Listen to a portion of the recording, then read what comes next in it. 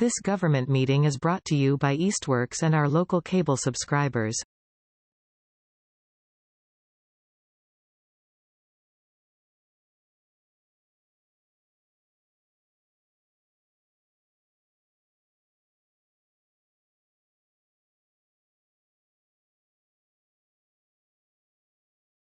I guess we will get the meeting started.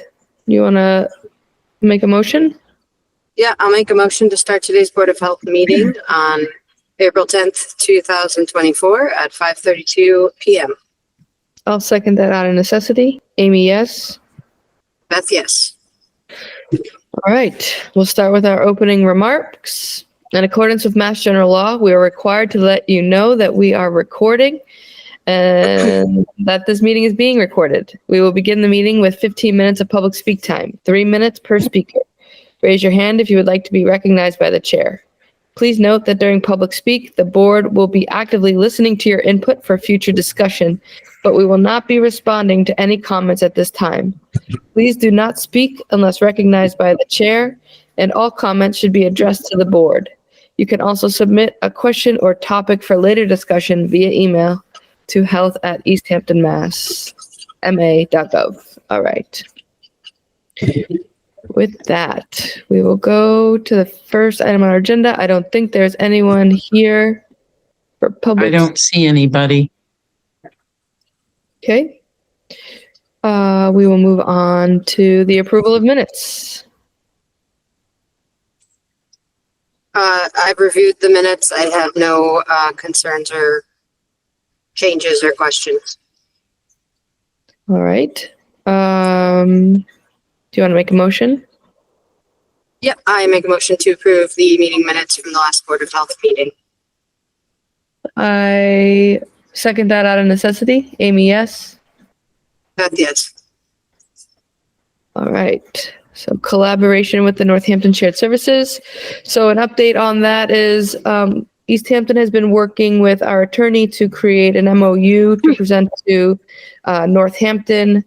That is in the final draft stages. Once it's approved by the mayor's office, we will submit that over to Northampton to see if they agree. So there's not really much more of an update since the last time we talked. I don't know, Lindsay, if you have anything to add? I don't at this time. Just heads up that I met with each member of the health department yesterday, and I feel like we had some great productive conversations. And I was able to fill staff in a little more about this MOU. So I just welcome staff to have any conversation now if they are wanting to discuss this further. But as you said, we don't have much until we have this MOU back and reviewed by everyone necessary. So I know the mayor wanted to jump on this call, but I think, and I'm sorry for the noise in the background right now. I think she got held up in a finance meeting. So I don't believe we have much more to offer for comments on the MOU at this point. Okay. Any questions from the team? Mm-hmm. No. No. Okay. So hopefully next month. Mayor's here. Oh, hi, Mayor. How are you? Should we vote to pause our regular agenda? And if do you have something you'd like to talk about specifically? I am here to listen and just weigh in on the proposal that we'll be talking about. So it's a shift, and I just want to be here in support of it. Perfect timing. We were just going to wrap up that and move to the mayor's update. So, or mayor's office. So, if anybody has any questions, we have an audience with the mayor. Now's the time. No? I appreciate that.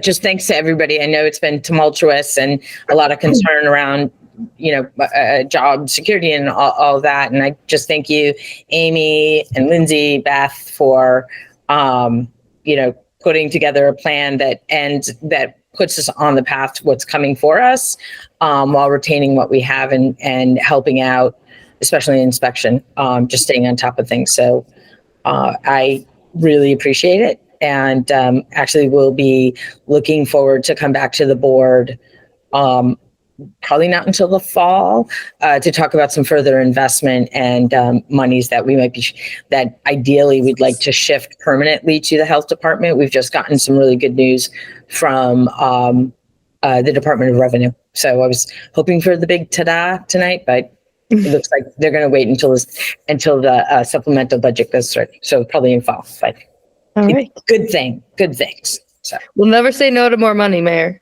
right. Hey, that's smart. All Yeah. right. Well, thank you for coming tonight. Yeah, no, thank you.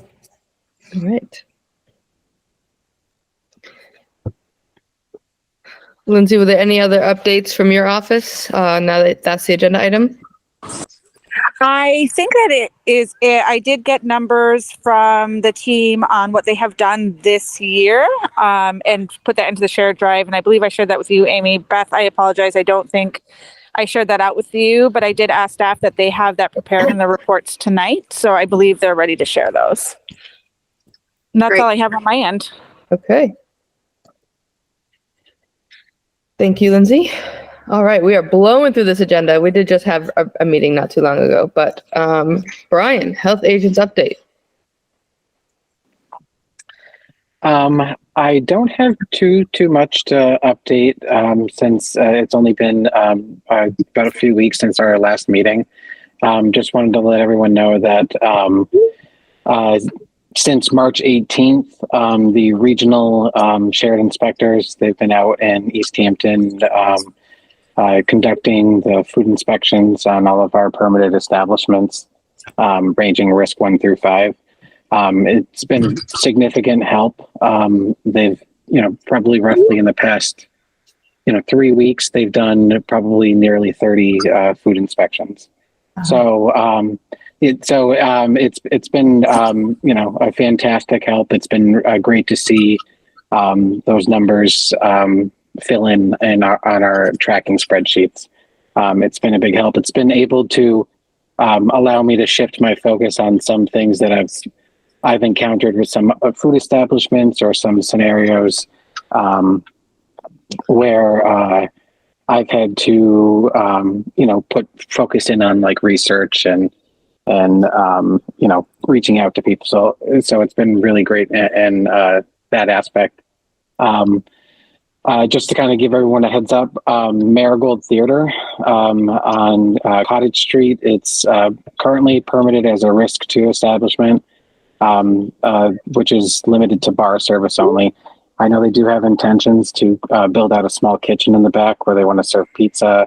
And then there's a vacant storefront next door as well that they want to open up, connect, and create that section into a cafe and kind of have it all be one unit. So we're in the discussions with the owner right now and all of the applicable departments such as building and fire. As requested by the Board of Health at the last hearing when we were discussing the Park Hill Orchard juice HACCP requirement, I looked through the food code and observed that that juice did not fall under the variance requirement, but it does still require a HACCP. So I'm continuing to work with Park Hill Orchard to get that requirement moving forward. And it's been kind of a trend. I've been going through some files and focusing on food procedures that require health department and Board of Health approval. So I did an inspection recently at Big E's at the beginning of April, and I discovered that they were using reduced oxygen packaging in their butcher department, which does require a HACCP and a variance. Yeah, there was previous discussions found in the file from the previous health agents, but nothing was formally followed through. So I have talked to the owners about that, and at my re-inspection, we plan to discuss further and a plan moving forward to get that those requirements in place. And one item that I don't have listed on my report, it's still at the early stages, but I just wanted to kind of give everyone that just sits on their radar. I'm not sure if anybody's familiar with the business that was called East Haven Hot Tubs in Northampton. they were open for years there, and they had a fire at that location in 2020, and they permanently closed down. But they are in the process of relocating to Easthampton. So they are using 150 Northampton Street. It's a vacant like auto garage.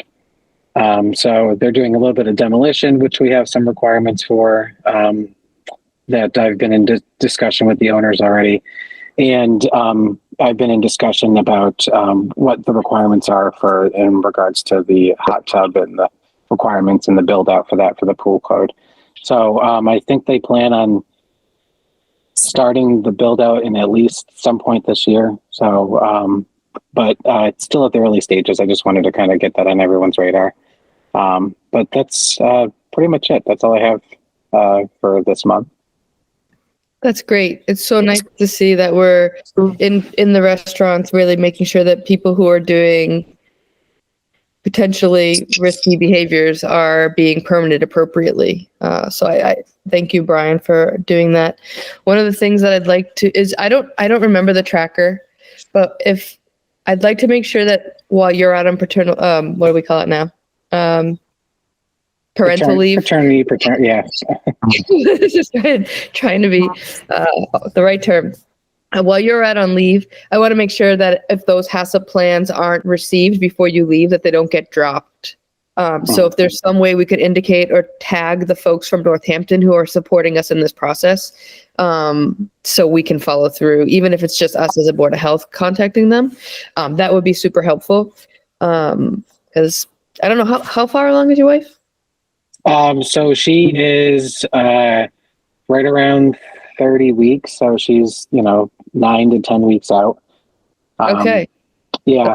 Let's hope you're not out early, but if you are, I want to make sure these balls don't get dropped. Yeah, I did tell Lindsay in HR that there is a possibility that she might be induced by a certain date. So might start more towards the beginning of June, more towards the end instead of mid or end. But we'll see. That's just a wait and find out scenario. Yeah. But yeah, I've been communicating with Amy Hutchins from Northampton. I actually reached out to her yesterday. I sent her an email with some of the temporary events, like food events, the festivals and whatnot that we have on the schedule now that I will most likely miss or possibly could miss, won't be able to inspect. So I'm putting that on the radar too. And then, including Park Hill and Biggie's, if we're not able to see this process or paperwork through by the time I leave, I'll make sure that everybody's updated and all the information's passed along. Great. Thank you. No problem.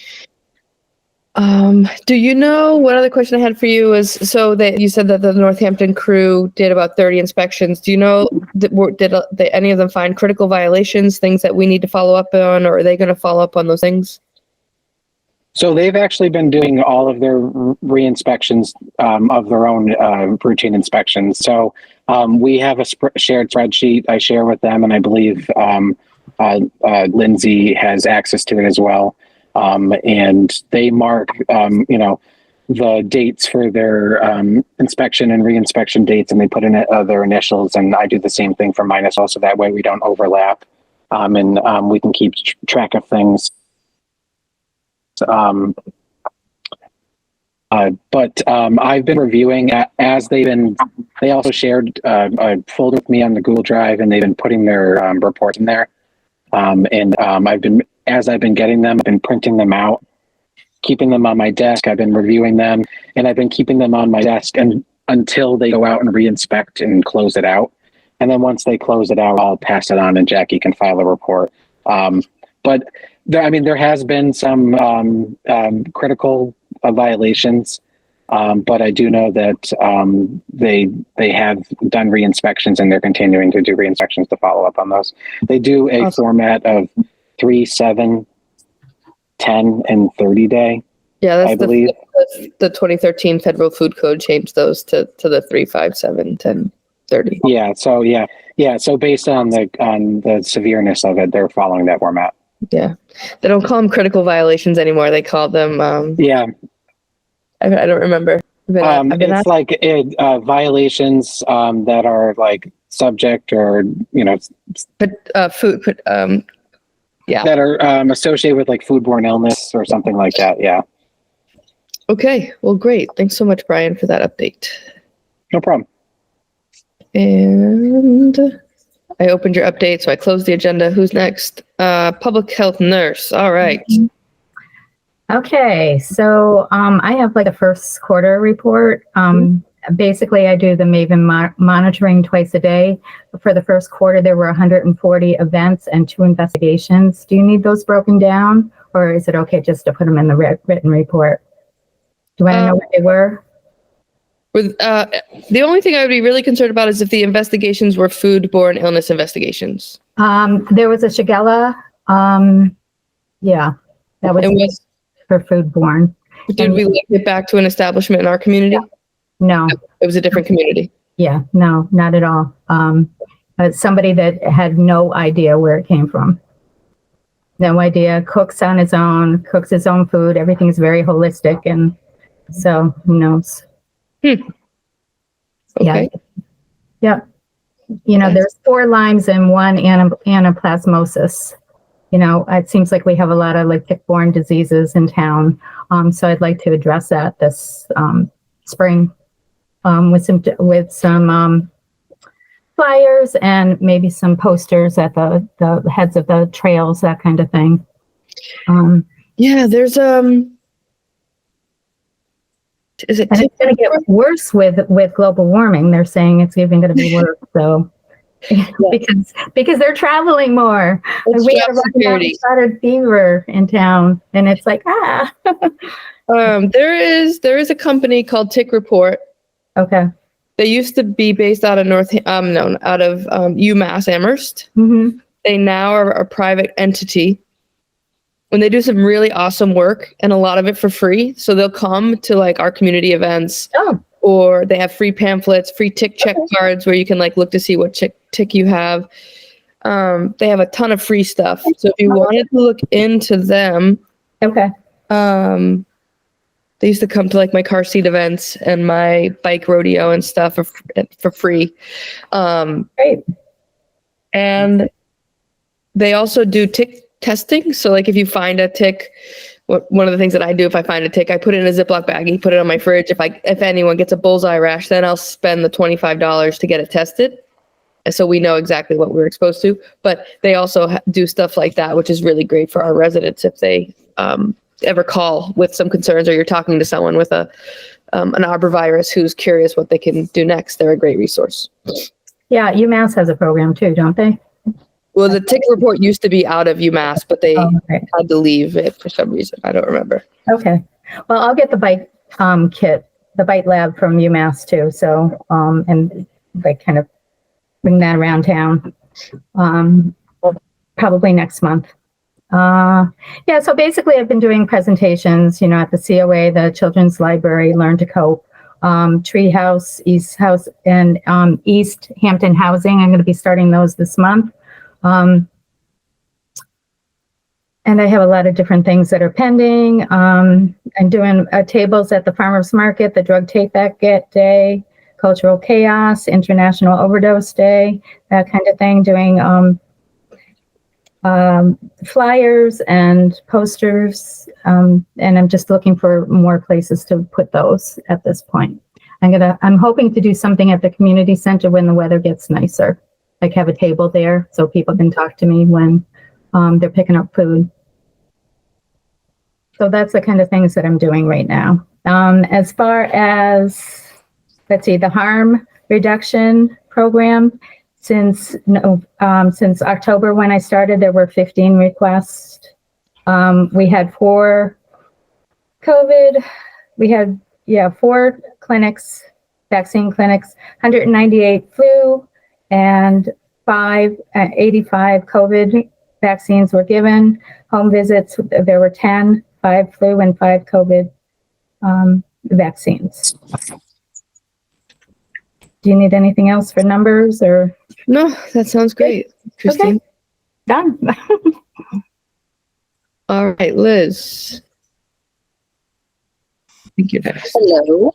All right. So since we last met, March was pretty busy. So typically looking at last year, it's kind of, I was talking to somebody, I don't know if it was Lindsay or somebody, about numbers, and it's kind of hard because I was out on maternity leave, and then I came back part-time, and then I came back full-time in December. But looking at January, February, March, everything's been pretty steadily around like 40-ish residents a month. Some are consistent, people that I stay on with month to month. Some are just like a 1 or 2 time need, and they don't need me anymore. So March was pretty busy. I had 41 residents. I went to the DART conference in Northampton. It was just a 1-day regional conference. They had a hotel in Northampton with all the area DART teams. So I did that with the reps from Easthampton PD. We did the community health and healthy aging grant, which was Hunter really took the lead on that. And Allison and Chris and I contributed on pieces of it. So that's in. I have a couple housing cases open with Brian right now for support and resources for residents who have asked for that. So we're going to try and wrap up some of the housing related questions or concerns while we still have Brian. And then I have a bunch of student and family work that's ongoing, which will be through the end of the school year. And then some may carry into the summer, but we'll see.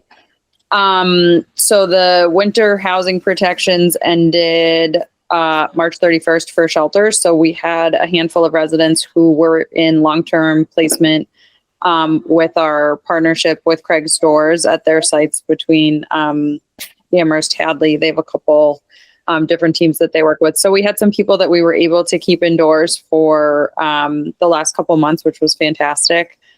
Their team was super supportive. So we're working on getting some official contracts in place with them to continue winter support and year-round support for unhoused residents in Easthampton. But the people that we had that were staying with them that I've talked to were super appreciative of their team and the fact that, we have this collaboration. So that's been really great.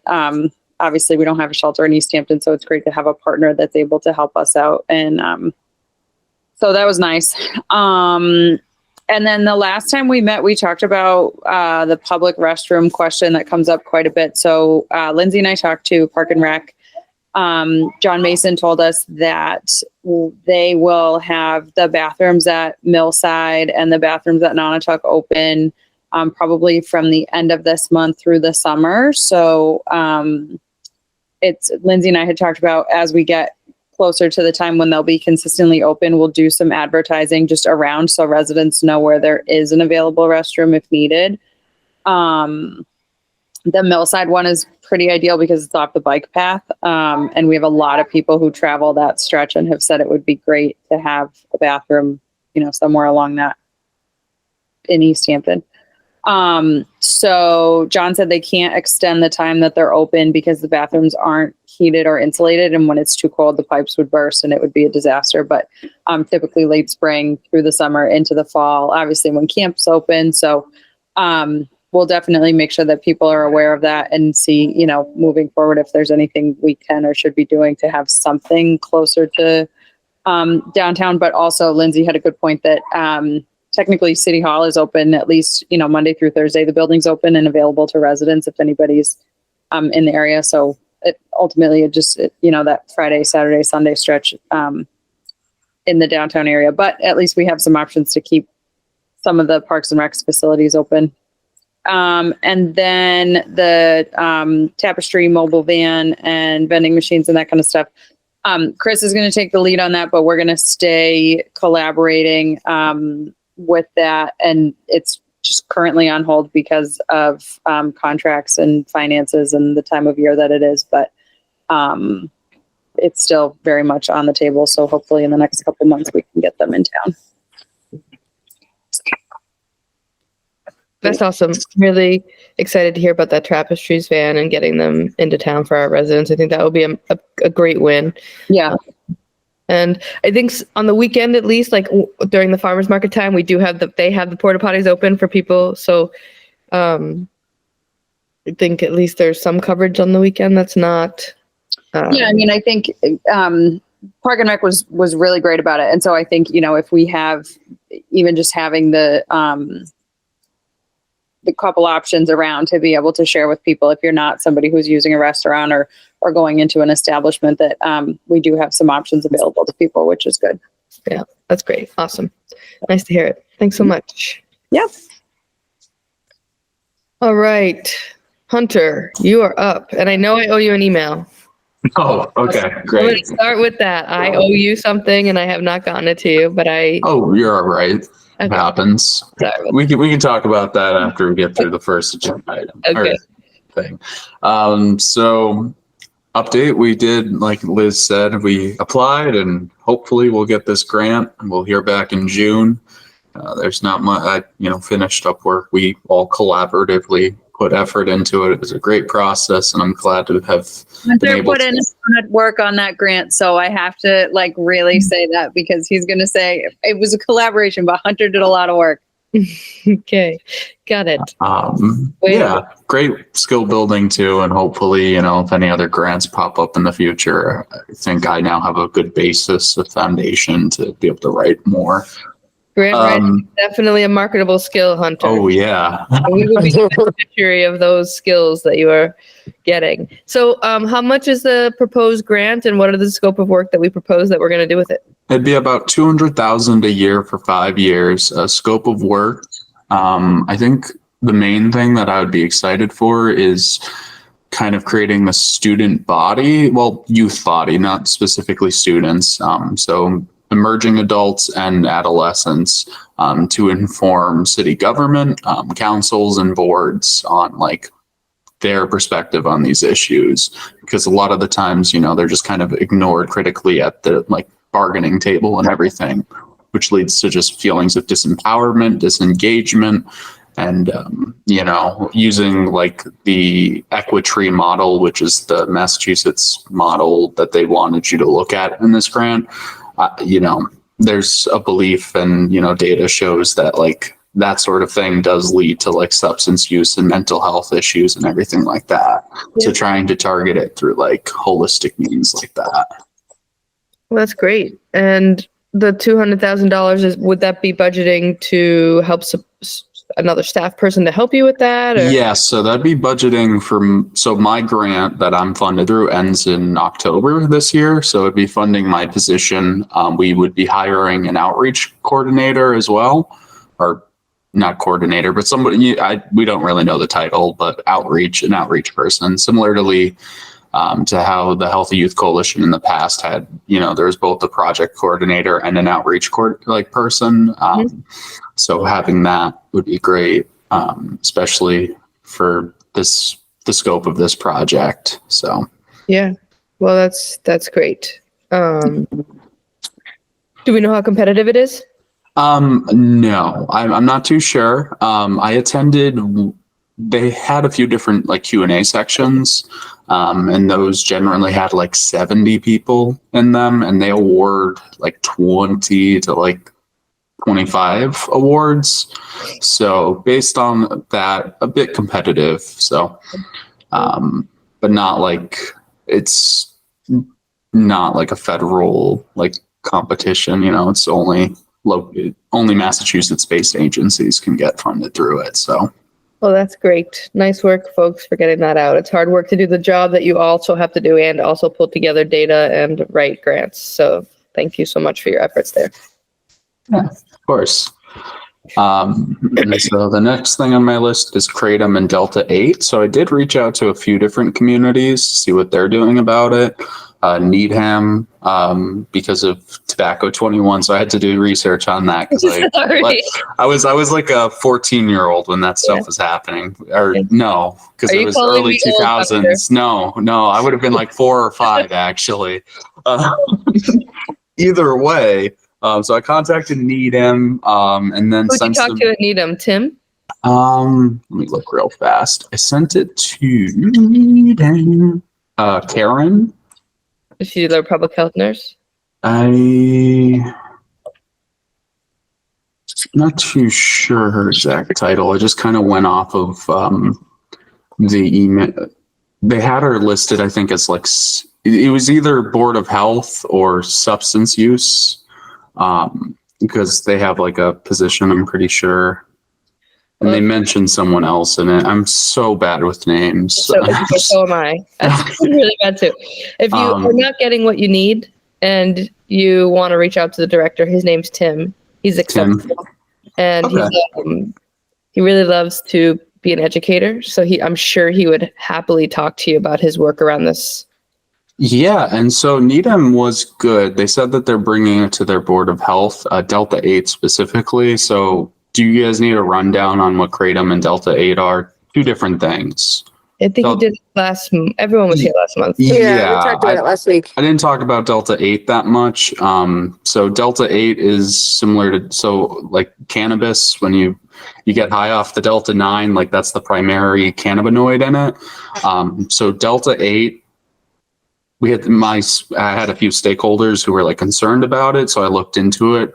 There's not a lot of Delta 8 in Massachusetts because there's state law against having Delta A, because it's derived from CBD. So you take CBD, it's this process that you can like just throw basically an acid with it and then put a base in it to neutralize the acid, and you have a high amount of Delta 8. So like a lot of states that don't have laws and regulations on marijuana have vendors and stuff circumnavigating that. So it's not really a problem in Massachusetts because we have laws against it and we have a regulated market.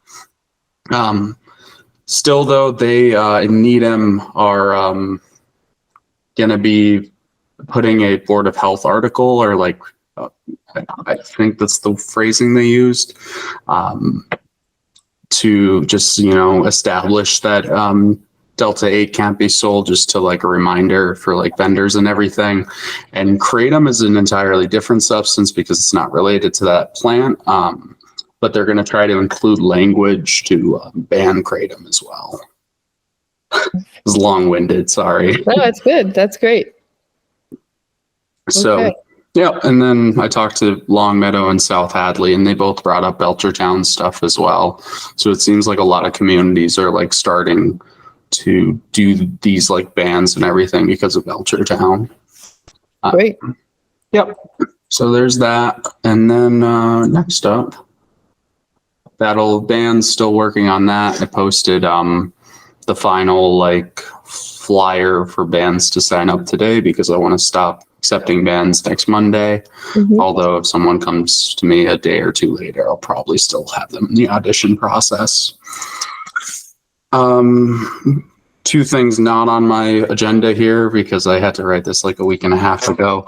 Mindfulness Monday started back up. I just wanted to announce that. So that's the program out of the middle school that happens at 8 to 9 a.m. We have a yoga instructor for this month, and I'm probably going to continue with their services next month just because there's very few Mondays left. And I think it would be easier to just continue with them that the students really like rather than testing out something else, instruction wise. But in the future, once the fall rolls around, trying to get a different instructor every month is the goal. And then this isn't on the list. So Sharp containers, I brought this up a few months ago, how I wanted to start doing like an initiative.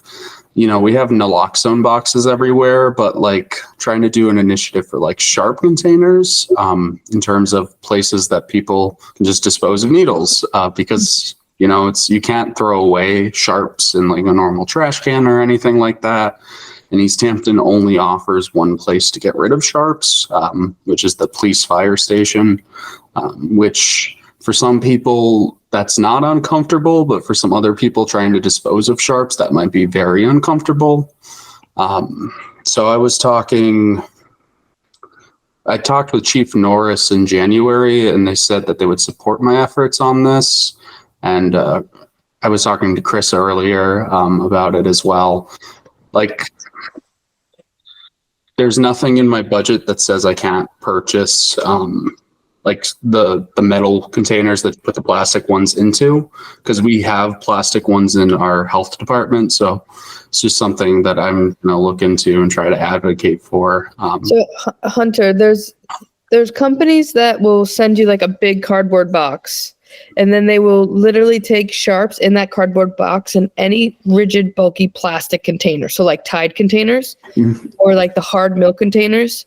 That way people don't need to buy extra things in order to dispose of their sharps. And then they bring these bulky, rigid plastics to wherever you set this big cardboard box up. Stericycle you're talking about. I don't remember who I got my contact through, but it's a Right. There's probably multiple different versions of Stericycle.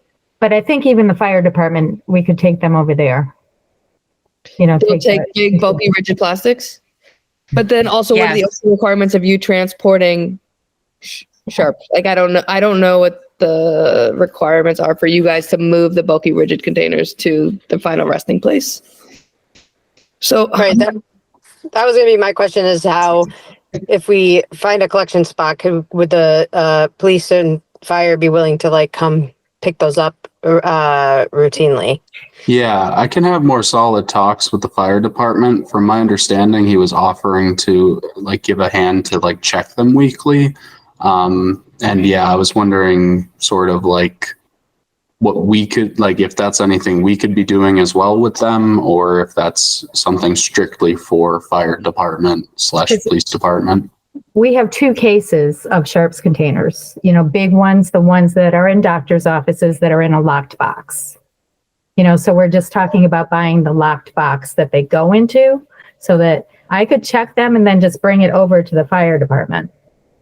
It would be a sealed container, like it would be locked when I'm transporting it. I see. Okay. Yeah. I mean, I'm sure. Well, I think that the question is ensuring that the fire and police will take them and help us check the bins, and then getting approval for wherever we want to put the bins, right? Like, I'm sure there's approval processes for various places around town that we would need to get. Okay. Yeah, no, for sure. And like I said, this is something that I want to start working towards, you know, something that hopefully in a few months we'll have off the ground somewhere. Yeah, and I think it's a great equity initiative, Hunter. So for folks who don't feel comfortable walking into the police station, they still have access to this service. Yeah. Great. That's all I have to talk about. All right. Thank you. Beth, do you have anything that you want to talk about? Unforeseen? No, but I wanted to go back to the Kratom. So you went out, Hunter, and collected some information from other area communities. So are we at this point as a board, like what are next steps basically? Like, are we wanting to consider a formal ban on this at this point, or are we not there yet?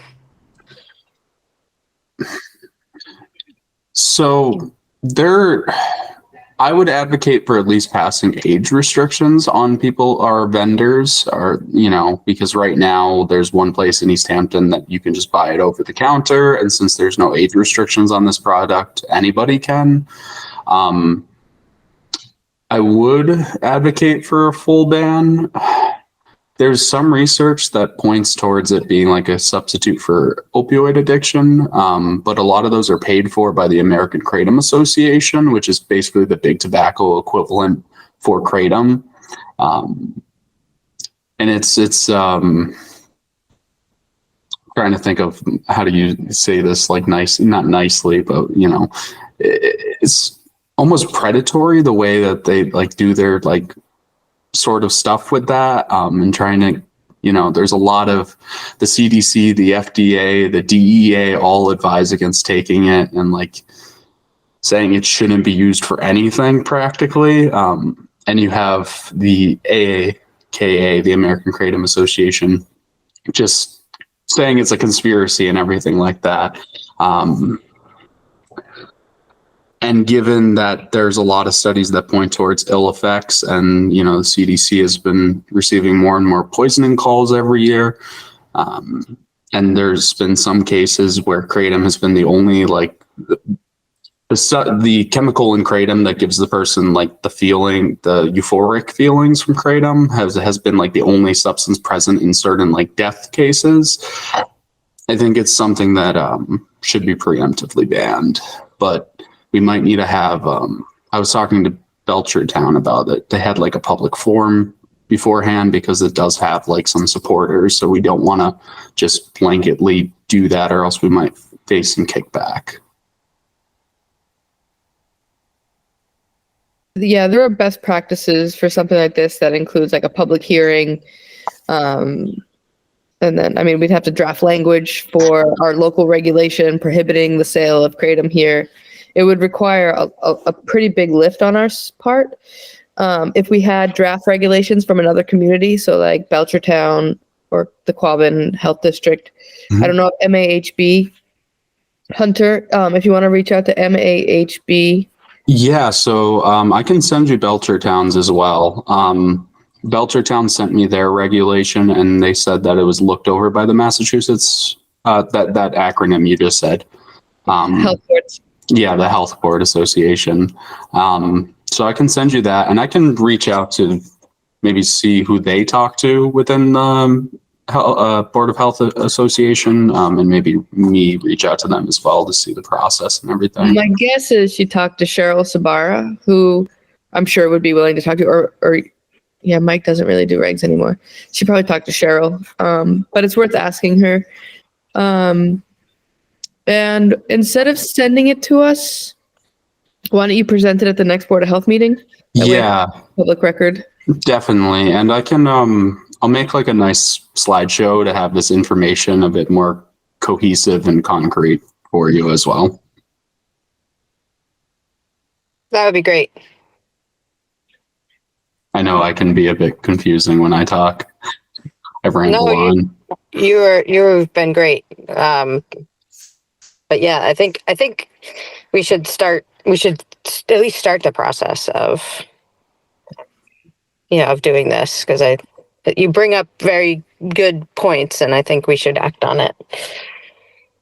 Yeah, and that's great. Hunter, if you want to bring that to the next session, that would be great. Thank you. Can do. And then Jackie, if for May's agenda, we could have an agenda item that is discussing filling the gap of our missing member. Because if we move into like considering a local reg, I'd really like to have a 3-member vote. So we're a full board before we pass a local reg. And I don't know what the best, did you, I know last month or 3 weeks ago, we talked about reaching out to the registrar or the assessor's office to see. Yeah. I've got the list from the clerk's office. I can forward that to you, not to narrow down names, but if you can list off some professions that sound good for me to send out the letters. Lindsay drafted an offer letter, and then she's updating the page on the website that gives you the steps to follow, and then I can start mailing those out. Perfect. Wait, there's an offer letter? Are we getting paid now? No, I don't know what else to call it. It just basically, I mean, I can send the instructions, but it doesn't say specifically health department. I really don't care about any other boards, just mine. So I want it to be specific that these people know they're coming to us, not anybody else. Right. Okay. I'm not doing the work for other people. I was just joking. I thought we were paid now, Jackie. All the work. All right. Maybe that's what the mayor was going to talk about in November. That you'll get a stipend. I don't think I would be able to accept it, but with my state role. But I have no state role. No. Okay. That's going to take my stipend and her stipend. Yeah. There you go. He'll take you to dinner. There we go. All right. Well, if there are no other items that were unforeseen prior to the creation of the agenda, I'll entertain a motion to close the meeting. I will make that motion to close today's Board of Health meeting on April 10th, 2024 at 6:16 p.m. All right. Second that motion. All in favor, Amy? Beth, yes. All right. We are officially closed. This government meeting is brought to you by Eastworks and our local cable subscribers.